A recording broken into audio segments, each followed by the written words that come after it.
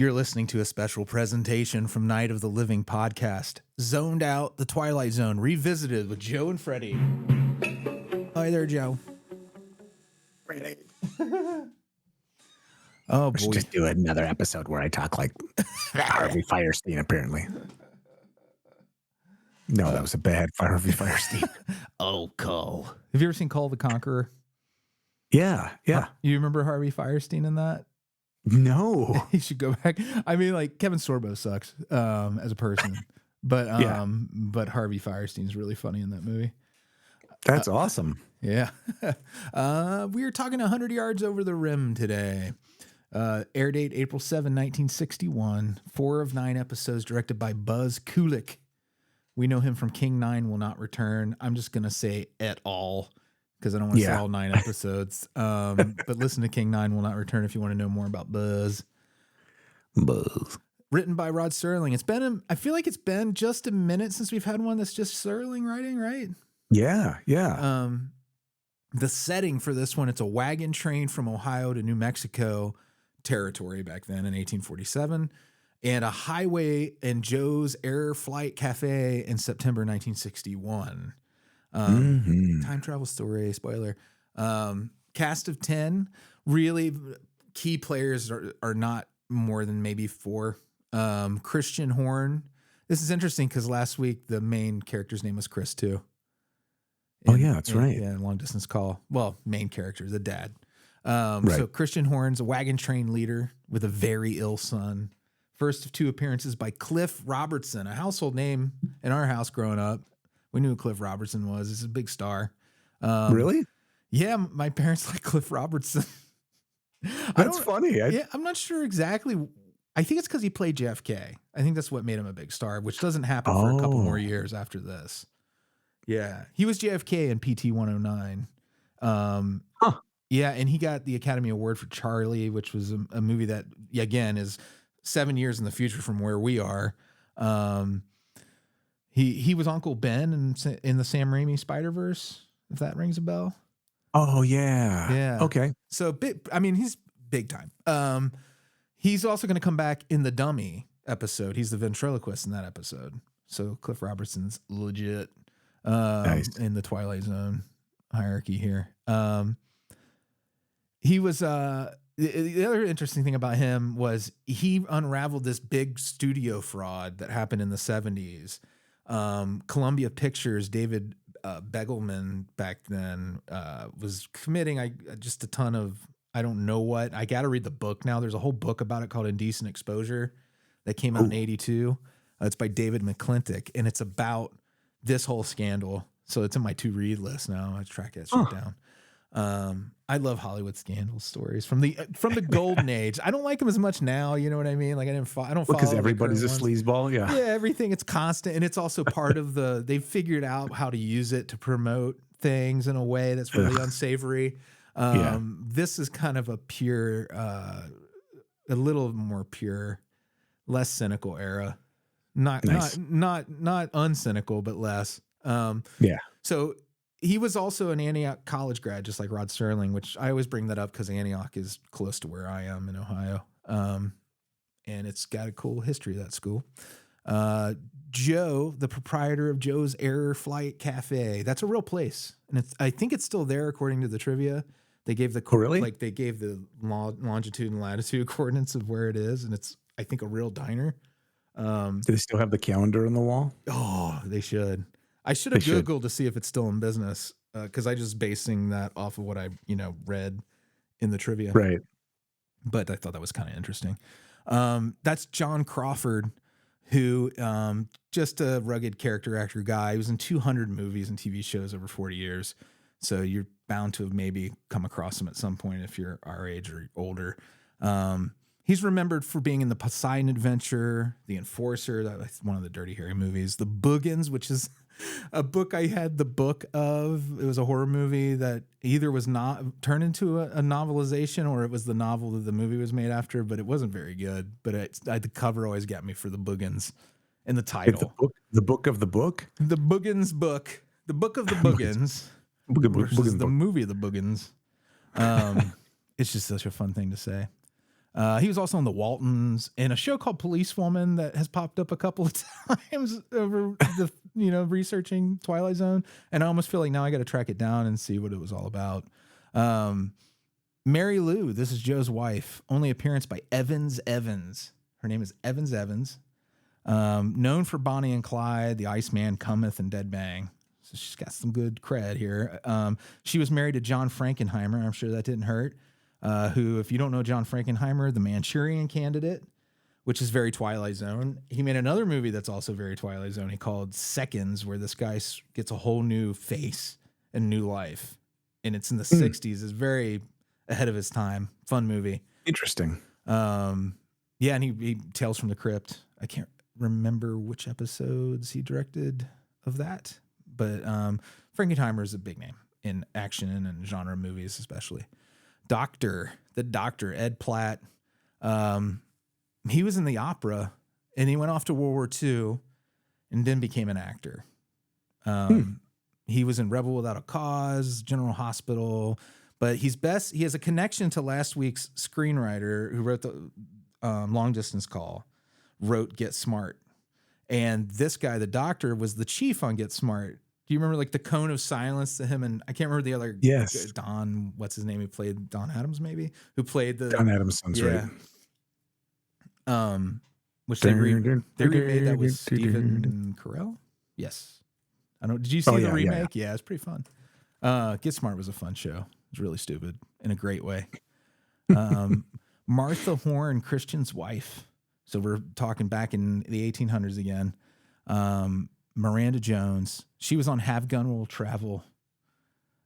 The Man in the Challenge I've never heard of, but that's the other thing she's known for.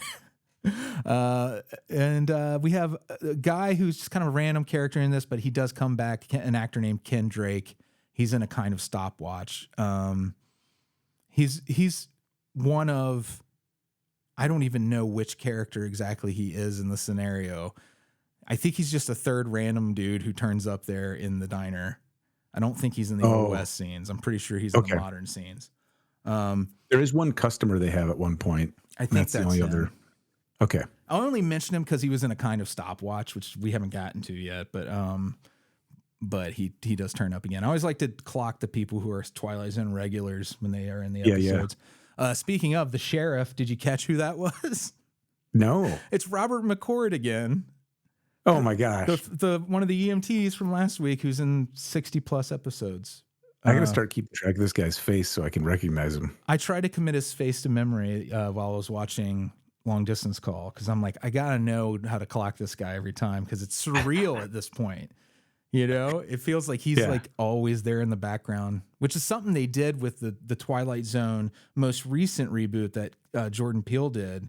Is they do an episode where he's, if I remember right, where he's just ever present in the background. Jordan Peele is like this idea that he's kind of just hanging out. He's like the Watcher from Marvel Comics. Yeah, kind of like that. It's been a while since I've watched that series, but I'm pretty sure I'm recounting that correctly. But to me, that is definitely Robert McCord, which deserves its whole series. Charlie is John Astin, worth mentioning. He's in the Wagon Train. That's Gomez Addams, the OG Gomez Addams. I can't resist. He's just one of my favorite actors, and he's so distinctive looking that, I don't know, it makes me happy. I heard lots of good stories about him, between him and Sean Astin, that whole interesting story of Sean Astin's forefathers. Yeah. Yeah, because he adopted Sean Astin, right? That's my understanding. Mm-hmm. Yeah. And they seem to have had a really nice relationship. Yeah. He's so great, John Astin. He's in, not only is he in the Addams Family, he's in West Side Story, Freaky Friday. He's in National Lampoon's European Vacation.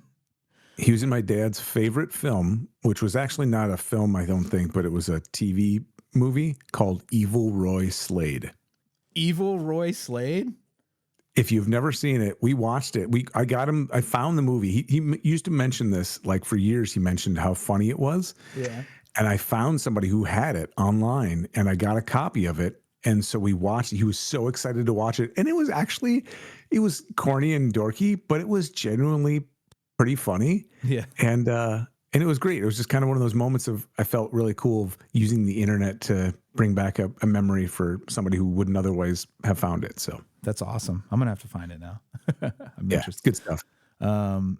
So this episode, I already said, I think I mentioned this last week too. J.J. Abrams, this is his #1 favorite Twilight Zone episode. Pioneer nice. West Insurance Company calendar, nice touch. Mm-hmm. And the weird thing, I don't know if on your version at the end, did you get the baked in Oasis cigarettes ad? Yes, I did. Well, there's one thing we forgot. Cigarettes. Smoke them.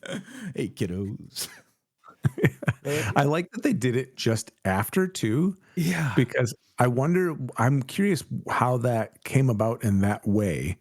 Yes, it's separate and distinctive. So maybe they wanted that. But I also, in my fantasy, it's because Serling was like, let's keep it away from my show as much as possible.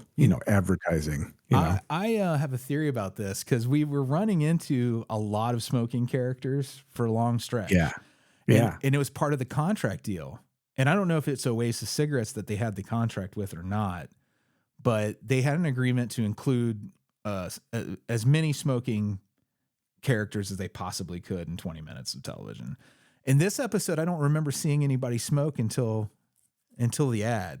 And it makes me wonder if it was a last minute addition to comply with a contract or something. Oh, I wonder. Yeah. Like they're like, oh, interesting. Because I don't remember a single shot of anyone smoking but Rod Serling in this. I could be wrong.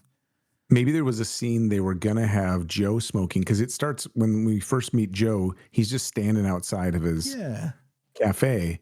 And I wonder if they were going to have him be smoking. And the guy's like, no, I don't smoke, or whatever. Who knows? Yeah. That would have been odd back then, huh? Just making up stories now. Yeah. Don't smoke. Yeah. What? All right. Do you want to get into it, Joe? Let's get into it. All right. Do it.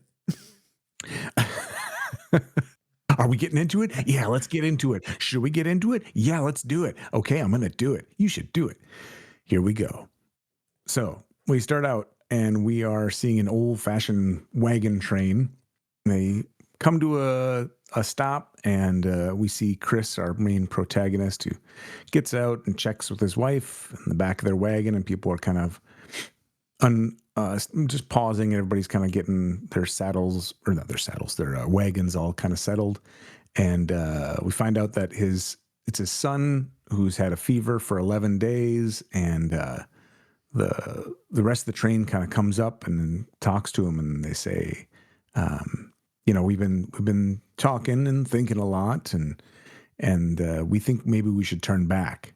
And he's like, you want to turn back and go back to St. Louis, 1,500 miles away, And they're like, well, yeah. And he's like, I can guarantee you, your bones will be bleached. You're going to run out of everything, or your scalps will be lost. Or he's basically like, you guys are nuts, And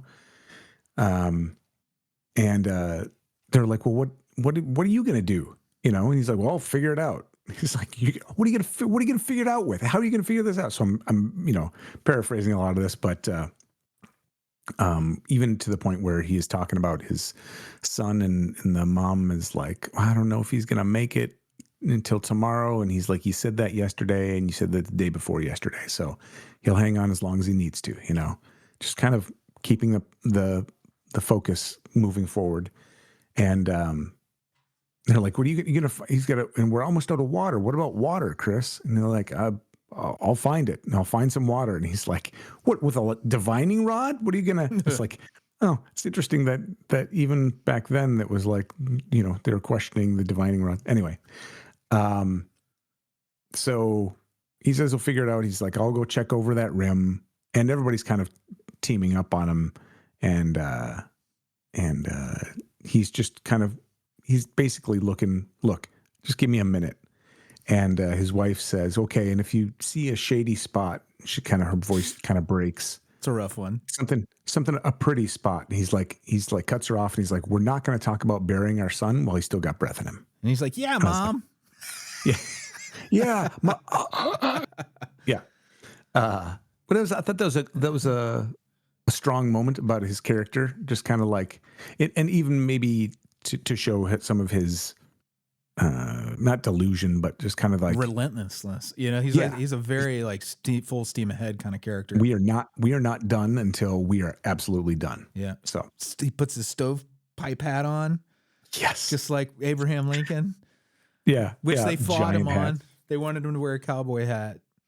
Oh, really? Yeah, and he's like, no, it's not accurate. Oh, really? I Yeah, didn't know that. That's yeah. awesome. So he insisted on the stovepipe, which he actually pulls off.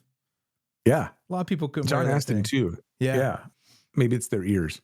Probably. You got to have kind of larger ears. So then we get Mr.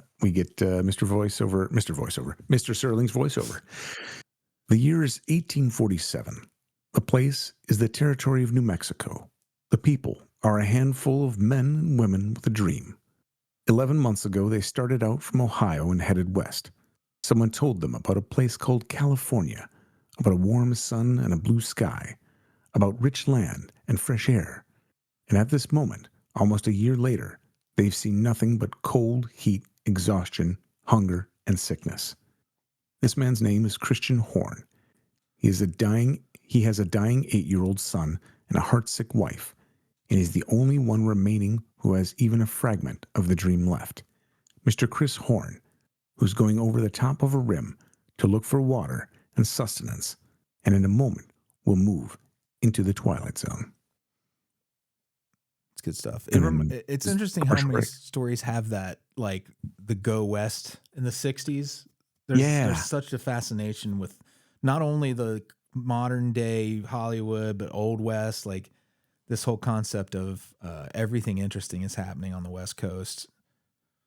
And I wonder if there's some sort of parallel between what was happening in the 60s and the focus on like Westerns and all that sort of stuff in conjunction with the kind of the new frontier of television.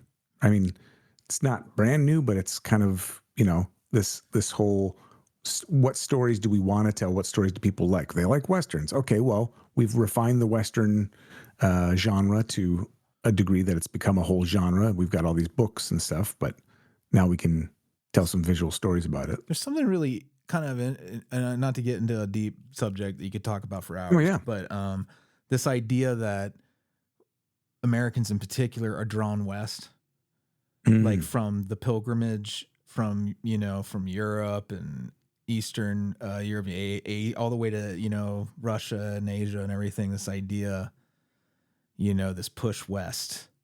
I don't. You don't feel that as much, like in the Asian cultures. I don't think as you do with once you get to the European cultures. It feels like everybody wants to keep moving west. What's interesting too is when I grew up, I always kind of had this association between Minnesota and California, which was kind of like, you have that, you grow up in Minnesota, you get used to the cold, right? And the temperatures, honestly, sometimes the summers are even hotter than other places. So it's really a lot of extremes. And I always thought of that in contrast with some place like Florida or California or even Atlanta, where it's warmer much more of the year. So I wonder if there's some kind of a longing for a consistency or it's just not as cold there. So it's, you feel like life's going to be easier. What was the famous quote from Prince? Why do you live in Minnesota? And his line was, "It keeps the bad people away." Huh. I was like, ooh, that's a very loaded statement. It's very interesting. Yeah. Probably a similar answer to what, Harrison Ford notoriously wouldn't live in Hollywood either, I don't think. If I remember really? Right. Interesting. Yeah. Yeah. And I think there's later on in life, I had relatives who moved down to Georgia, and there was a connection there because the people they met they moved back and everything. Anyway, but it's something to me about that connection with someplace warmer, and I think of like the East Coast and the Midwest kind of having that cold, and then you go someplace for more promising or at least an easier maybe life ? Yeah. If you are seeking that out. I don't know. Maybe it's nothing, but it's pretty damn interesting stuff. Westward migration.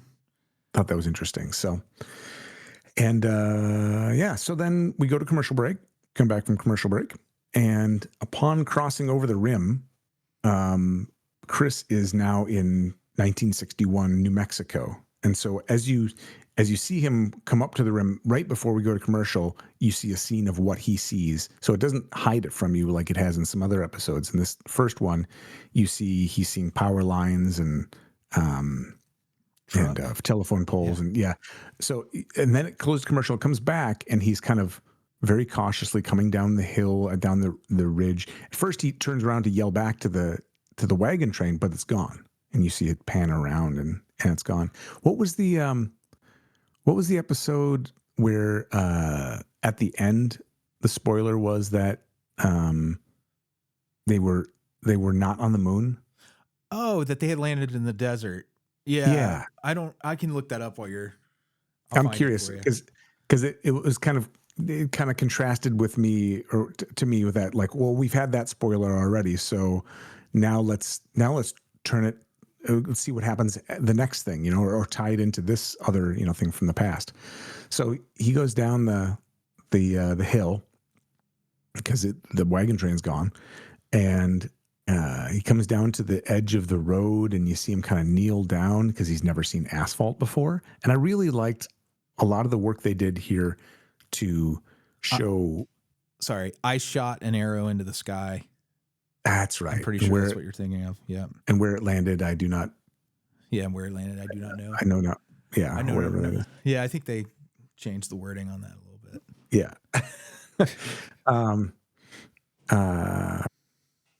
So he's never seen blacktop before, right? He's never seen asphalt. And what I think is interesting about that is I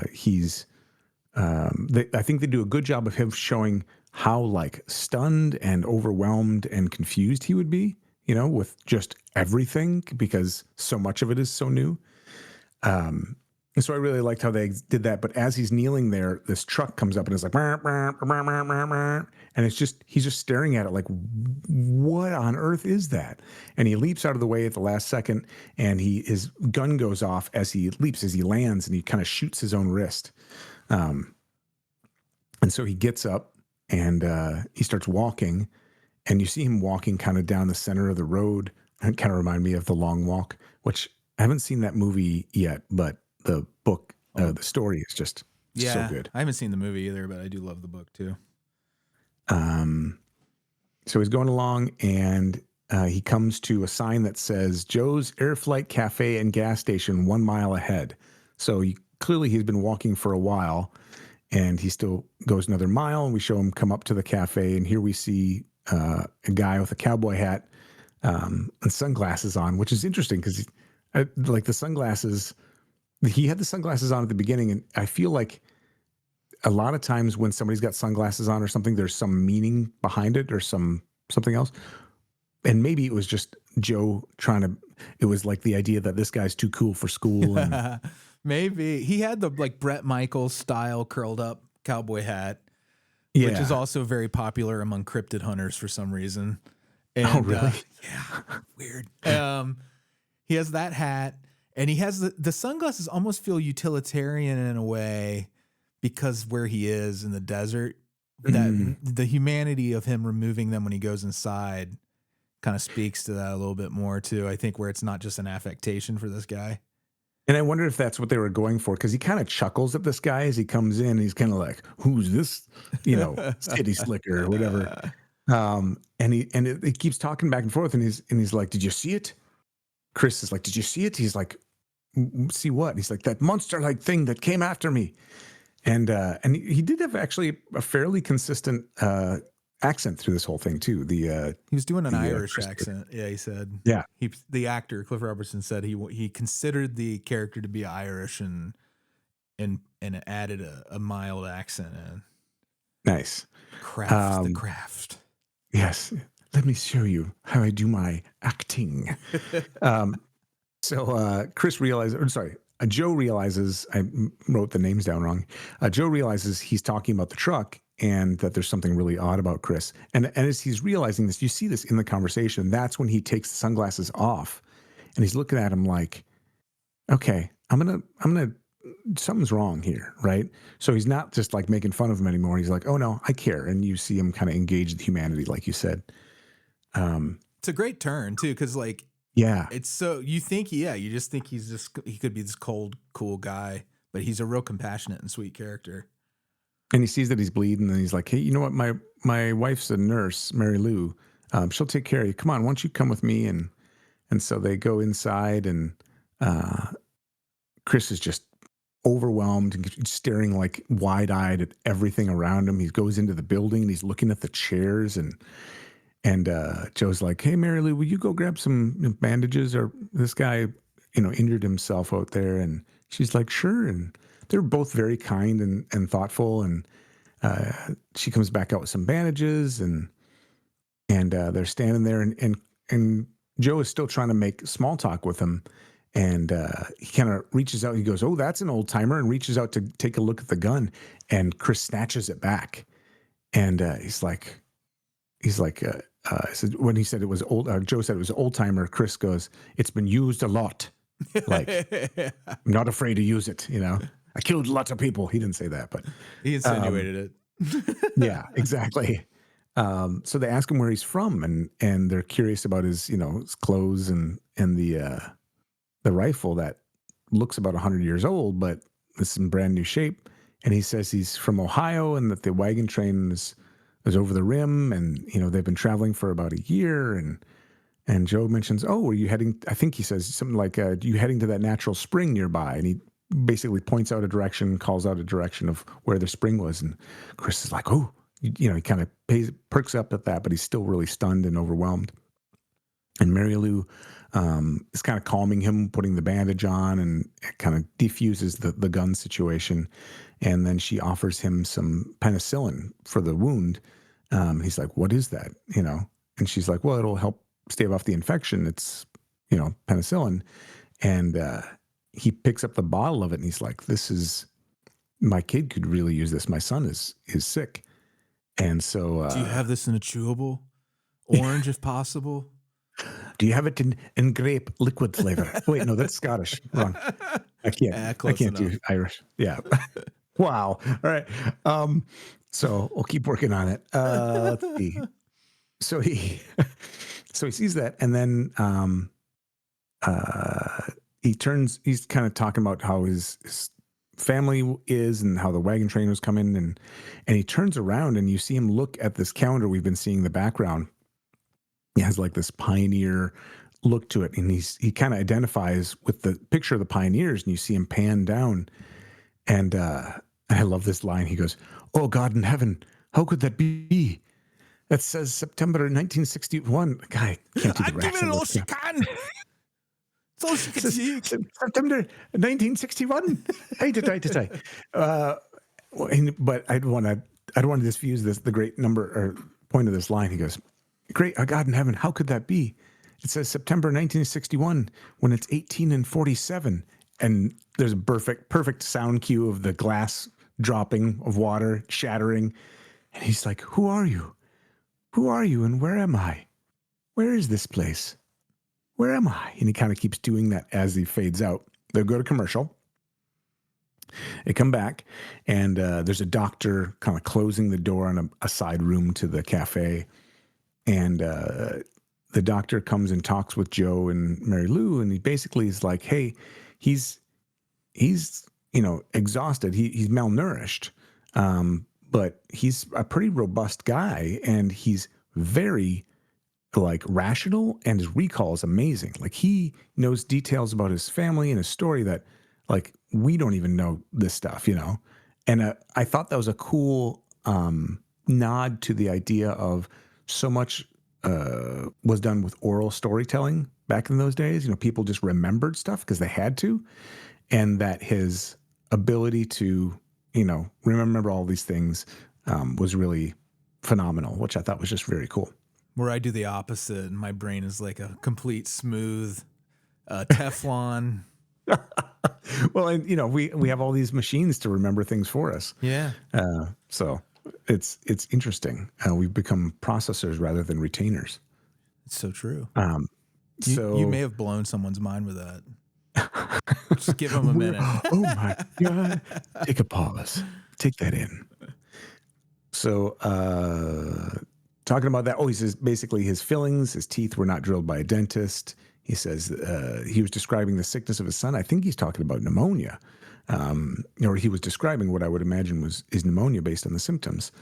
And so like, what are you going to do? And he's like, well, I don't know. This story is unbelievable. So I'm going to call the local sheriff and we'll have him kind of deal with it. So, which, nowadays I don't think you'd probably call the police. I mean, you might in New Mexico, but other places are looking for other groups to fill that because, well, that's a whole other subject we won't get into. Is ICE going to come for the wagon train? Exactly, or they're just going to shoot him because he's not stable. Anyway, not disparaging, just recognizing reality. So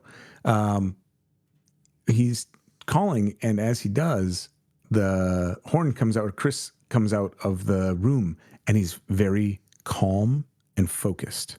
It's really kind of interesting. His demeanor's totally changed from the wide-eyed look. And you see him kind of in that determined that we saw at the beginning, that kind of determined, focused look. And he basically says, I found an encyclopedia in there. And I looked up myself, and I found an entry for my son, Horn Christian Jr., MD, who did great work on children's diseases in the late 19th century, the 1800s. He goes, this is my son, and I'm here to save him. He just doesn't go into the details of like how it happened or anything like that. He's basically just like, that's why I'm here. This is why, God or whoever put me here. And so they're like, okay, but we've called the sheriff. We're gonna have him deal with that. And he's like, I'm not sticking around for that. And they kind of try and stop him, and he right away kind of jabs Joe with the butt of his gun and runs out the door. And keep in mind, he's grabbed the penicillin already, and he had that with him. Are you amazed that just this one moment about the book? I didn't realize how old encyclopedias were. That he immediately knew what it was and how to use it. Oh yeah, and they are old enough that he would, which I had to check because I didn't know. I was like, well, when did encyclopedias start? They've been around since like the 18th century. Yeah, that's interesting. Well, and the idea too that was the only way. I mean, even in our generation, before the internet, that was how you learn things. You go to the library, and if you went to the library, chances are you looked in an encyclopedia on a subject. And you couldn't check them out. They were the reference books. You had to stay there and do your work, and then you put them back for the next person. Right, because they're so damn expensive and they're so damn big. Yeah. Yeah. And then I remember when I was a kid, it was like a prestigious thing. If a family had a set of encyclopedias, big deal. Be like, okay, you guys are rich. It's thousands. The equivalent, I think, it would be in the thousands of dollars today to get a full set. Yeah. I think I can't remember if they still make them or not, but I know that like for a while they were still making them. Anyway, let's see. So he hits Joe with the butt of the gun and runs out the door. You can buy the vintage ones. You can get reasonably. You can get a whole set for like under $300. I wonder if this is going to do that same like what is the U shape where they're expensive like vinyl. And now they're dirt cheap. And like 50 years from now, people will be like, can you find a set of encyclopedias? If you want a new set of encyclopedias, you're talking about closer to $3,000. Okay. In current money. Interesting. Yeah. And then it'll be the phenomena where they'll be expensive again when we're in a dystopia where nobody knows how to do anything because it was all written down. Yeah. The knowledge keepers will return as okay. I don't want to go down that road. So he runs out, and that basically shows him running, and then it's kind of like a funny montage of like several clips of him still running with his top hat on, because remember he was at one point a mile away from the cafe, so he must have been booking it, because when he gets back to the ridge, or the rim rather, they show him kind of at this big hill for the rim. He's about halfway up it, and we see what turns out to be the sheriff and Joe kind of running up. They pull the car up and they get out and they're trying to chase him up this sandy hill. And so Chris is booking it up there. He's exhausted. He falls down and drops his gun and the penicillin bottle. And he picks the penicillin bottle back up and runs over the edge of the rim and disappears. Poof.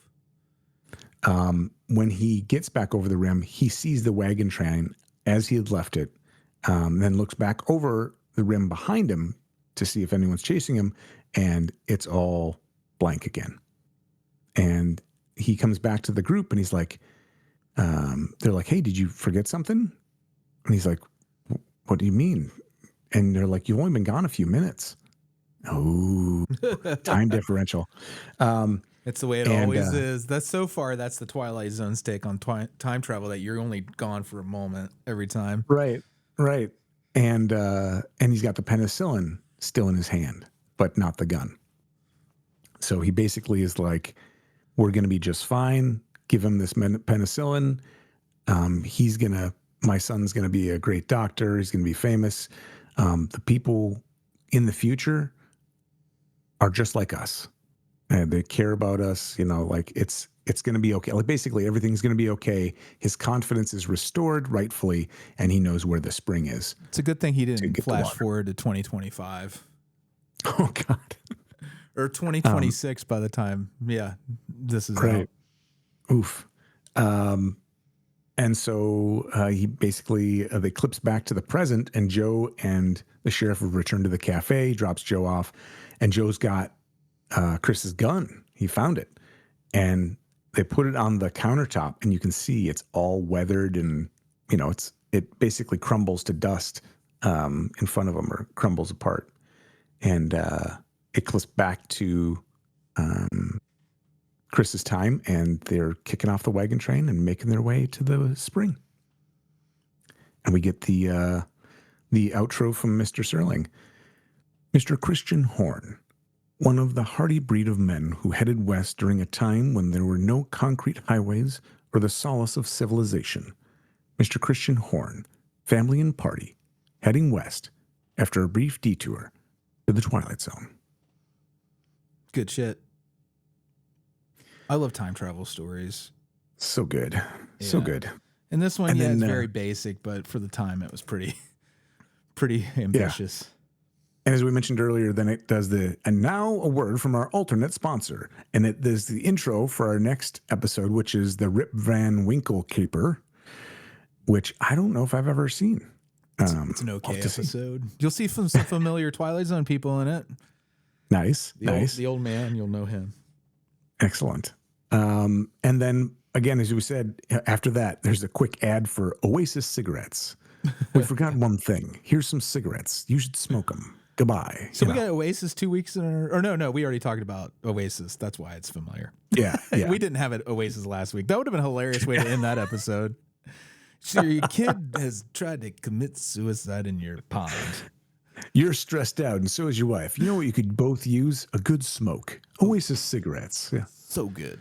Ugh. So healthy. That fresh, healthy tobacco. Or like what was the a couple of weeks ago, the chlorophyll cigarettes, that healthy green cigarette. Ugh. As a former smoker, though, it is some weeks it's like I'll watch these episodes and like you can just see the joy of some of these people who are just, they might not know how bad they are still at this point, and they're just loving it. Smoke rings, big, thick, blowing it up their nostrils, moaning, eating pie while they're smoking, that sort of shit. Moaning. You know what I mean? The 60s are real with these cigarettes. So good. They're so good. Just eating cigarettes. Gross. So good episode. It's a fun one. I really liked Chris as the main protagonist. He's a good guy. Yeah, you should watch more Cliff Robertson movies. Yeah. Yeah. Thanks, Joe. Thank you, Freddie. Thanks everybody for listening.